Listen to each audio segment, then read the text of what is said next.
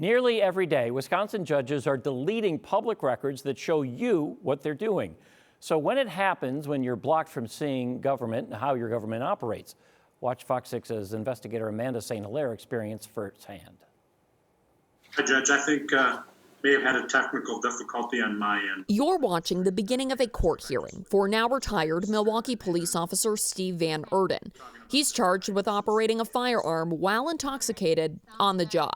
He struck a deal to get a lesser charge through Veterans Treatment Court. Mr. Van Erden appears along with attorney Chris Hartley. He won't return our calls, so hearings like this let you see whether he's holding up his end of the bargain. Hi, good. Well, Good morning, Attorney Malone. They're supposed to. The courts are kind of saying, well, we don't trust the public with this. We don't want to have secret courts in this country. I don't think judges nor anybody else should be above the law. Like most stories lately, this one starts with COVID-19. Squishing people in a courtroom didn't sound safe, so Wisconsin courts quickly moved online. State against Eddie Campbell. Meeting through Zoom, allowing the public to watch on live YouTube streams. I really was impressed by that. Part of private investigator Kevin Matthewson's job is watching court hearings. He knows that when you live stream on YouTube, the video stays up unless you manually delete. I started noticing right away they were disappearing immediately after the conclusion of the hearing. And right away I thought, what's going on here? I got to check into this. Public records show Wisconsin judges wrestling with what to do with those YouTube videos. Concerns about the public manipulating or mocking the videos are met with this guidance from the Director of State Courts. Delete the videos immediately after the live stream. And then the YouTube video is not an official court record and it will be deleted at the conclusion of the hearing. One judge asks if that leads to public records issues. The Deputy Director of State Courts initially wonders if deleting the videos could lead to a lawsuit. But the guidance stands and the videos get deleted. Maybe you're not at home watching court YouTube videos all day. That's not the point.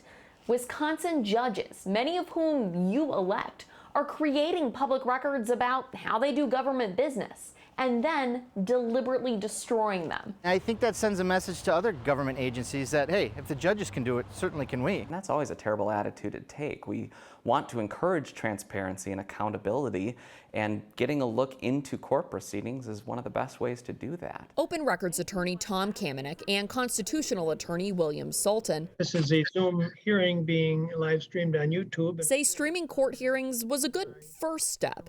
But Wisconsin law says government recordings are public records that should be kept. We really cannot allow the open records law to be shoved to the side simply because it's inconvenient. It takes more work for them to delete the videos than it would for them to just let them stay on there for people to watch in the future. The Director of State Courts sent us a letter saying people can just record the YouTube streams live as they happen. We tried that with former MPD officer Steve Van Erden. Using 4 devices, 3 different browsers, in 2 locations, we could not get into the live stream for his hearing. Plot twist, technology doesn't always work. I'm on our YouTube channel and it is not showing it. Knowing that, the court could have done nothing and left the video up. Instead, 30 seconds after we were finally able to access the recorded video, the court deleted it while we were watching. Effectively shutting the public out of a hearing meant to hold a guy whose pension you pay accountable. Are you connected now, ma'am? The Director of State Court says the YouTube videos are not the official court record. That's the transcript, which you can pay to get. This time it's less than $15. But attorneys say transcripts can take weeks to prepare and cost more than $400. Most folks simply cannot afford to pay it. And sometimes there is no transcript. Kenosha County Circuit Court sent Kevin Matthewson this letter, saying they could not prepare a transcript of a virtual hearing because their own audio recording was so poor. Remember, they deleted the YouTube video, so now there is no record of what happened in a court that's supposed to be open, so you can hold your government accountable. I don't know that there's any avenue to fix what's going on other than making the public aware. That's why these guys are asking Wisconsin judges to do nothing. Leave the videos up. Stop pressing delete on your window into how the justice system works. Amanda St. Hilaire, Fox 6 Investigators. Okay, a couple of updates here. Kenosha County Circuit Court says it has since improved its audio system that it can prepare transcripts of hearings. Amanda emailed several judges asking for their perspective on the story. Now, most did not respond, but 2 did answer questions about some of the emails they sent about live streaming court. And you can read those emails and the judge's responses to Amanda on our website, fox6now.com.